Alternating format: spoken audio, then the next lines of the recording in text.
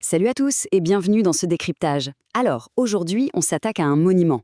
On va décortiquer ensemble une théorie vraiment fascinante et pour le moins complexe, tirée du livre L'essence du vide. L'idée ici, ce n'est pas du tout de dire qui a tort ou raison, on va rester totalement neutre. On veut juste analyser une hypothèse hyper audacieuse. Imaginez un instant, et si les anciens textes bibliques, au lieu d'être de simples récits spirituels, cachaient en fait une carte détaillée d'un système stellaire binaire? C'est fou, non? Si cette lecture est exacte, cela signifie que nos ancêtres avaient des connaissances astronomiques littéralement hors normes. C'est le genre de perspective qui remet pas mal de choses en question. Bon, pour bien comprendre tout ça, il faut d'abord poser une définition clé, l'astothéologie. C'est vraiment la lentille indispensable pour aborder cette théorie. En gros, l'astothéologie, c'est l'idée de lire les textes sacrés et les mythes anciens comme de véritables cartes du ciel, ou des chroniques de grands cycles cosmiques. L'idée de base, c'est que les observateurs de l'Antiquité auraient encodé des mouvements d'étoiles extrêmement complexes dans des histoires et des légendes, justement pour que ce savoir puisse traverser les millénaires. Habile, n'est-ce pas? Alors, pour structurer un peu notre analyse, on va procéder en 5 grandes étapes. On va d'abord explorer ce fameux système stellaire binaire, puis on regardera comment les figures bibliques s'y intègrent. Ensuite, on passera à l'architecture du ciel, au code mathématique divin, et on terminera en douceur sur ce qu'ils appellent l'avènement du nouveau cycle. Allez, on y va. On commence donc tout de suite avec notre premier grand point, le système solaire binaire ou l'histoire des deux luminaires. Si on prend le récit de la création dans la Genèse, il est fait mention de l'apparition de deux grands luminaires. Spontanément, on pense tous au Soleil et à la Lune, ce qui est très logique. Mais la théorie de l'essence du vide part dans une direction complètement différente. Elle évoque une véritable symétrie cosmique entre deux étoiles. D'un côté, on a notre Soleil actuel, le centre très stable de notre système, et de l'autre, eh bien, accrochez-vous, Neptune.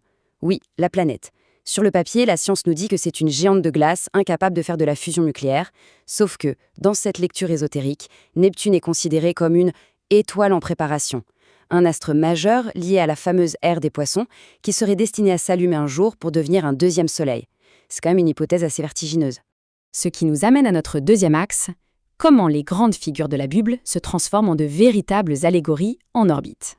Parce que si on imagine le ciel comme un gigantesque système binaire, comment interpréter les personnages humains de ces textes? Eh bien, la théorie les transforme carrément en astres. C'est fascinant de voir les correspondances proposées. Prenez Esther, par exemple. Son nom signifie littéralement « étoile » en persan, et son histoire est celle d'une reine cachée qui finit par se révéler. Pour cette théorie, Esther, c'est l'allégorie de Neptune, la planète invisible à l'œil nu qui attend son heure. Ensuite, on a Marie, souvent appelée Stella Maris, l'étoile de la mer. Ça résonne évidemment avec le domaine aquatique du dieu romain Neptune. Et les 12 tribus d'Israël, ou même les 12 apôtres, tout simplement les 12 constellations du zodiaque qui gravitent autour du centre lumineux. Tout s'imbrique comme un immense puzzle céleste. Et c'est là qu'une célèbre phrase de Jean le Baptiste à propos de Jésus prend une dimension, disons, inattendue. Il faut qu'il croisse et que je diminue. Lisez ça avec des lunettes d'astronome. On dirait presque une parfaite description de mécanique orbitale. Surtout quand on sait que Jean le Baptiste est traditionnellement célébré au solstice d'été, quand les jours commencent à raccourcir, et que Jésus naît au solstice d'hiver, quand la lumière revient.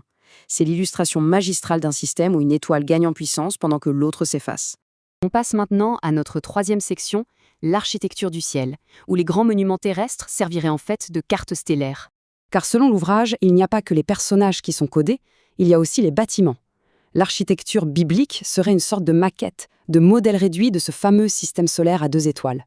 L'exemple le plus frappant, c'est le temple de Salomon. À son entrée, il y avait deux colonnes monumentales, Yakin et Boaz. Et l'hypothèse ici, c'est qu'il ne s'agit absolument pas de simple décoration. Non, ces deux immenses piliers représenteraient les deux sources lumineuses du système, le feu brûlant de notre Soleil actuel d'une part, et l'allumage futur, encore glacial, de Neptune de l'autre. Et on retrouve exactement cette même logique duale au cœur de l'édifice, avec la fameuse arche de l'Alliance. Sur le dessus, on a deux anges, deux chérubins qui se font face. Or, le texte précise avec grand soin que la lumière divine n'apparaît que dans l'espace situé entre les deux. Pour les défenseurs de cette théorie, ça indique clairement que la véritable lumière naît d'une interaction. C'est le point de rencontre, la focalisation entre deux sources d'énergie, et pas l'œuvre d'une seule étoile isolée. Bon, et qu'est-ce qu'on fait des grands récits de destruction dans tout ça? Prenons l'histoire de Samson. Un petit détail linguistique hyper intéressant d'abord. La racine du nom Samson se rapproche très fortement de Shamesh, qui veut dire soleil. Quand Samson écarte les deux piliers du temple et provoque un effondrement général, la théorie n'y voit pas un simple exploit musculaire. C'est lu comme l'allégorie d'une énorme réinitialisation gravitationnelle. Un cataclysme cosmique brutal qui met fin à un alignement avant l'apparition d'un nouveau ciel. Et il y a plein d'autres éléments et visions qui viennent s'ajouter à ce grand planétarium. Le trône d'Ézéchiel, avec ses mystérieuses roues dans les roues, ce serait en fait la mécanique orbitale extrêmement complexe du ciel profond. L'échelle de Jacob, la Voie lactée, agissant comme un grand pont stellaire. Quant à la Ménorah, le chandelier à 7 branches, elle symboliserait l'équilibre parfait des 7 étoiles errantes, c'est-à-dire les planètes connues dans l'Antiquité, parfaitement alignées autour de leur axe central. On attaque maintenant un très gros morceau, notre 4e section, le code mathématique divin, la véritable horlogerie cosmique de la théorie. Parce que l'analyse va bien au-delà de la simple symbolique. Elle affirme que certains nombres sacrés très précis correspondent avec une exactitude troublante à des données astronomiques bien réelles. Prenons le nombre 165. En astronomie pure et dure, ce n'est pas un chiffre au hasard.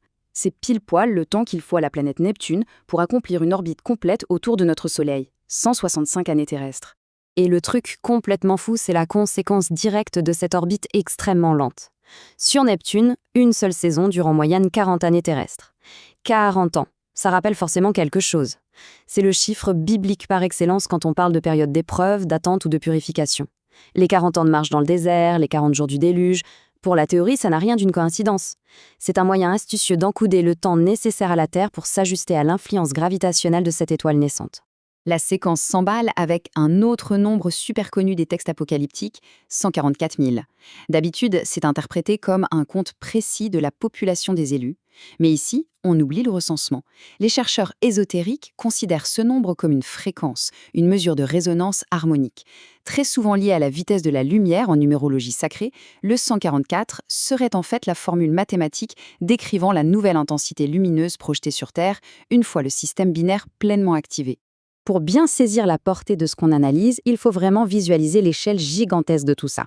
Une unité astronomique, c'est la distance entre la Terre et notre Soleil. On est à la valeur de 1. Neptune se trouve à environ 30 unités astronomiques. C'est immensement loin. Manipuler des nombres aussi démesurés dans des textes vieux de plusieurs millénaires, c'est bluffant. Ce serait une méthode incroyable pour dissimuler des calculs de trajectoire extrêmement lointaines et d'alignement à l'échelle galactique.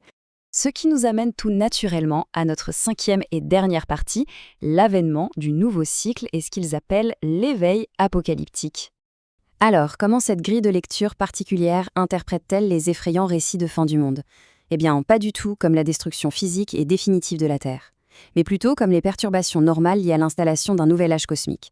Les plaies d'Égypte, par exemple, comme l'eau changée en sang, ça pourrait être décrit en termes astrophysiques comme les retombées d'une poussière stellaire rougeâtre ou un gros changement chimique de l'atmosphère à cause de l'approche d'un corps céleste. Et les fameux 3 jours de ténèbres ou l'obscurité lors de la crucifixion, ce serait tout bêtement de massives occultations célestes, un astre énorme venant masquer la lumière, de la mécanique orbitale pure et simple. C'est la même approche pour l'histoire fascinante des 2 témoins dans le livre de l'Apocalypse. Le récit original nous parle de 2 entités qui prophétisent, qui meurent, puis qui reviennent à la vie.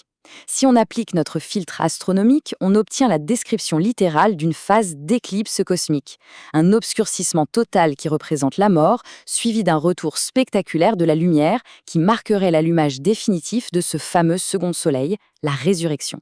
Et l'aboutissement final de tout ce processus de transformation, c'est la Nouvelle Jérusalem. Le texte nous la décrit avec des proportions géométriques sidérantes, un immense cube parfait, où, détail crucial, il n'y a plus aucune nuit. Les ombres n'existent plus.